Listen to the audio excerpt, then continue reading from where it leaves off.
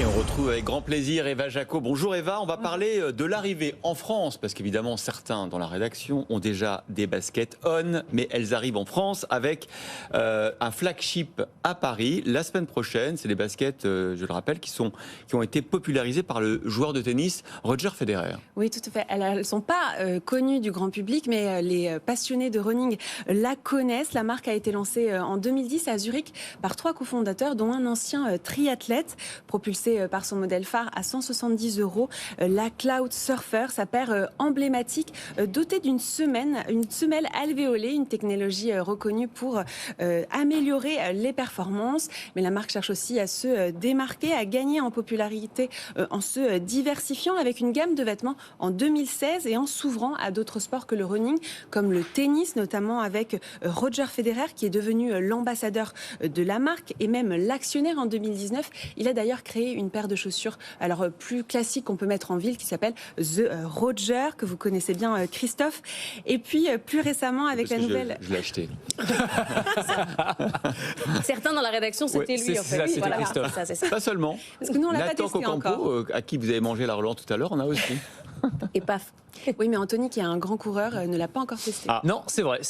Moi, on a ces petites habitudes. Moi, je suis encore Nike, ASICS, mais là où ils ont vraiment fait un coup de génie, parce qu'avec les semelles alvéolées, alors au-delà du côté performance, c'est qu'elles sont immédiatement reconnaissables et du coup, tout le monde se dit mais alors c'est quoi tes chaussures ? Et c'est de la pub. Et c'est un immense succès, il faut le dire, en Californie, notamment à Los Angeles. Elles ont remplacé, par exemple, les baskets qui étaient très emblématiques des années de la tech américaine, notamment les Allbirds. Maintenant, c'est On, la marque In là-bas. Mais en France, quand même, tout reste à faire.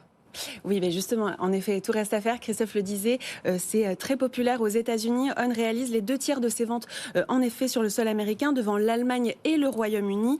La marque est vendue dans près de 10 000 points de vente, comme JD Sport ou encore Foot Locker, ou dans des boutiques spécialisées dans une 60aine de pays. Et aussi, donc, en France, les ventes ont dépassé le milliard d'euros l'an dernier, en hausse de 69% sur un an. Alors, l'objectif de On, avec ce flagship parisien qui se trouve d'ailleurs, qui va ouvrir donc vendredi prochain sous les voûtes du marché Saint-Germain, c'est de gagner des parts de marché, d'accroître sa notoriété dans un pays où le succès du running et du trail croît de plus en plus chaque année. On estime le marché est évolué en France à 900 millions d'euros.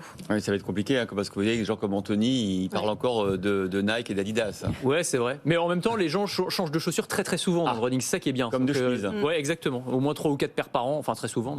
Oui, mais c'est vrai que le marché est dominé encore par Nike, Adidas ou ASICS, mais d'autres marques comme Salomon ou l'américain Oka sont aussi parvenus à se faire une place ces dernières années. Alors la marque On... Créée par des Français, Oka. Exactement, rachetée par des Américains.